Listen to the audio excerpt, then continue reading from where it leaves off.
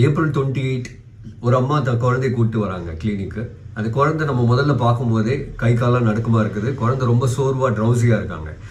என்ன ஆச்சு அப்படின்ட்டு அம்மா கிட்ட கேட்கும்போது அந்த குழந்தைக்கு ஷார்ட்டா ஆட்டிசம் இருந்திருக்கு. அதனால புதுசா ஒரு மருந்து ட்ரை பண்ணியிருக்காங்க.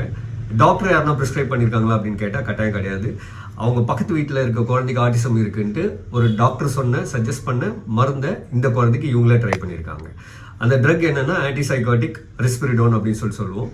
இதோட சைடு எஃபெக்ட் தான் இந்த மாதிரி கை கால் நடுக்கும், எக்ஸ்ட்ராபிரபினல் சிம்டம்ஸ் சொல்லுவோம். இந்த மாதிரி வர்றது ப்ளஸ் குழந்தை ரொம்ப சோர்வாக இருப்பாங்க, எந்த ஒரு ஆக்டிவிட்டியுமே பண்ணாத மாதிரி இருப்பாங்க.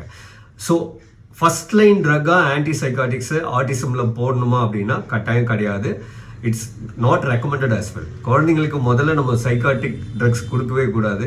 முதல்ல அவங்களுக்கு behavioural therapy, occupational therapy, speech therapy இது போன்ற ட்ரீட்மெண்ட்லாம் ஃபாலோ பண்ணிட்டு அது கேட்கல அப்படின்ற பட்சத்தில் கடைசியாக செல்ஃப் ஹார்ம் பண்ணிக்கிற பிஹேவியர், குழந்தை ரொம்ப அஜிடேட் ஆகி கோவப்படுறாங்க, சண்டை போடுறாங்க, ப்ளஸ் அவங்களே ஹார்ம் பண்ணிக்கிறாங்கன்ற பட்சத்தில் ஆன்டிசைகாட்டிக்ஸ் டாக்டர் ப்ரிஸ்கிரைப் பண்ணால் கொடுக்கலாம். நீங்களே எதுவுமே ட்ரை பண்ணாதீங்க.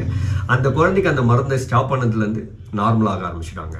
ஹைப்பர் ஆக்டிவ் இருக்குது அப்படின்ட்டு ஆன்டிசைகாட்டிக்ஸ் தயவு செஞ்சு போடவே கூடாது. ஸோ தயவு செஞ்சு ஆன்டிசைகாட்டிக்ஸை ஃபர்ஸ்ட் லைன் ஆஃப் ட்ரக்ஸாக கொடுக்காதீங்க. மற்ற குழந்தைங்களுக்கு கொடுக்குற ட்ரக்ஸை உங்கள் குழந்தைக்கு நீங்கள் ட்ரையலாக பண்ணி பார்க்காதீங்க. Take care.